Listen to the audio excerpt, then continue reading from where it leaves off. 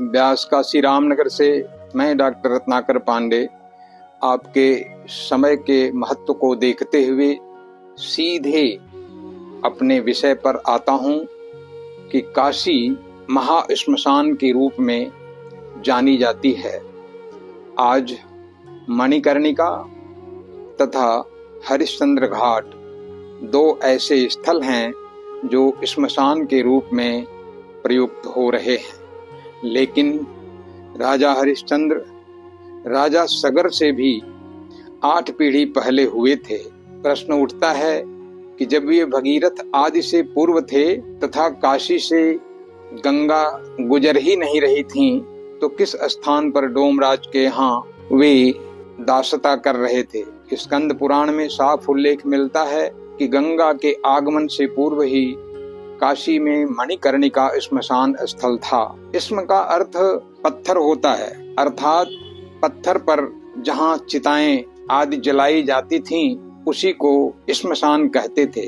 यह काफी पुराना शब्द होने से, काफी घिसा पिटा शब्द होने से अब यह श्मशान के रूप में, मसान के रूप में हम लोग के द्वारा प्रचलित शब्दों में प्रयोग किया जाता है। हम जहाँ तक इस्म शब्द को जब आयुर्वेद में जाएंगे तो इस्मक रोग, पथरी के रोगों के संबंध में वर्णित होता है। इस्म को हम जल कहते हैं। जल जब बर्फ का रूप ले लेता है, इस्म का रूप ले लेता है, पत्थर का रूप ले लेता है, तो वहाँ कश्मीर को जहाँ जल के रूप में मिलता हो, पत्थर के रूप में मिलता हो, इसलिए कश्मीर बहुत प्राचीन शब्द है।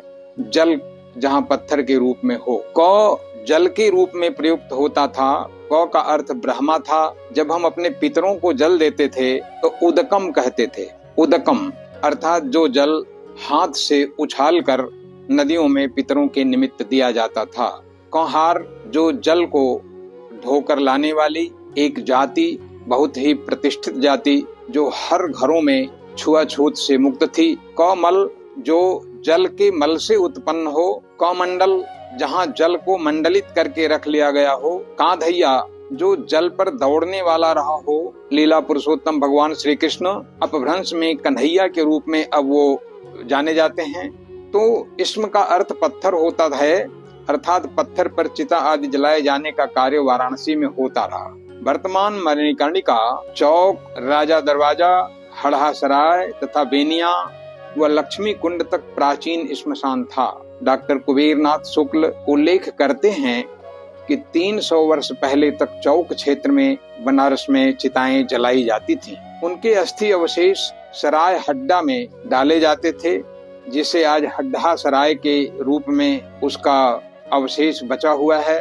चित्रघंटा विनायक श्मशान विनायक कहे जाते थे। वहीं श्मशान से संबंधित चित्रगुप्तेश्वर, चित्रघंटा देवी, कीकसेश्वर, हाटकेश्वर आदि अन्य देवताओं के भी मंदिर बेनिया के आसपास हैं। श्मशान के एक और देवता कृणिताक्ष विनायक लक्ष्मी कुंड पर हैं। बीभत्स रूपधारी विकृत आनना घोर रूपा भीमचंडी देवी का स्थान शैलेश्वर के दक्षिण कोटीश्वर स्थल पर बताया जाता है, किंतु तारक मंत्र की दीक्षा स्थली मणिकर्णिका ही कही जाती है। ब्रह्मनाल में अस्थि विसर्जन का बड़ा महात्म्य वर्णित हुआ है। इस प्रकार स्कंद पुराण कहता है कि महान राजा ने तीनों लोकों के हित के लिए जब गंगा को धरा पर लाने का पावन कार्य किया, तो गंगा मणिकर्णिका पर आकर उसके मुक्ति दातृत्व महत्व को और अधिक बढ़ा दी।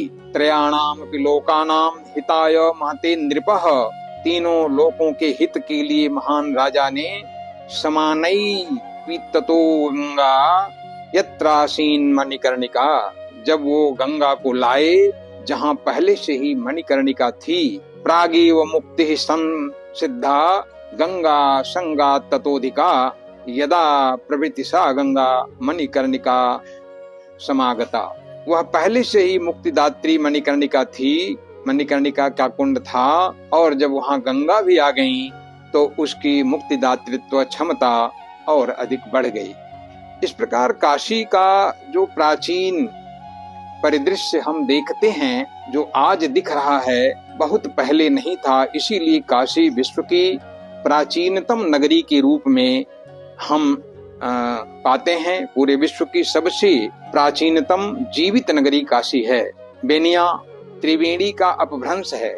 यहाँ एक ओर सप्त सागर तथा दूसरी ओर से बुला नाला का पानी, जिसको विपुल नाला कहा जाता था, वह गोदौलिया ह्रद तालाब को कहते थे, की ओर जाता था। जल की यही 3 धाराएं त्रिवेणियां या वेनिया कहलाई, जो आज पट करके पार्क बन चुकी है। बुला नाला विपुल नाला का अपभ्रंश है। मत्स्योदरी नाम की बृहद झील थी। वर्षा ऋतु में यह नदी का रूप ले लेती थी। प्रिंसिप के मानचित्र में इसका आकार देखा जा सकता है। प्रिंसिप ने एक नाली बनाकर इसका जल गंगा में प्रवाहित कर दिया था और झील सूख गई थी। पहले मत्स्योदरी झील का जल वरुणा में गिरता था। बाढ़ के दिनों में कपाल मोचन होते हुए गंगा का जल ओंकारेश्वर पर झील से कभी मिलता था। इस योग को बड़ा शुभ माना जाता था। गढ़वाल राजा गोविंद चंद्र ने श्रावण शुक्ल पूर्णिमा को मत्स्योदरी योग में संवत 1178 में कपाल मोचन तीर्थ पर स्नान किया था, जिसका ताम्रदान पात्र भी प्राप्त हुआ है। पुरावशेष संग्रहालयों में आज भी सुरक्षित मिलता है। ने काशी की महिमा को सुना, अच्छा लगा, आपको धन्यवाद देता हूँ और माता अन्नपूर्णा तथा बाबा विश्वनाथ से प्रणाम करता हूँ कि आप सबका कल्याण करें, मंगलमय करें। जो वेदों में कहा गया ना कि या ते रुद्र शिवा तनूर घोरा पाप काशिनी तया नस्तनवा संतमया गिरिसंताभिचाकशी ही, या फिर आगे आकर के मुक्ति जन्म बहिजानि ज्ञान खानि अघहानि करी जहाँ बस शंभु भवानी सो काशी से यकसनी। काशी अत्यंत महिमा और उदारता से भरी हुई है। यह सबको जगह दी हुई है।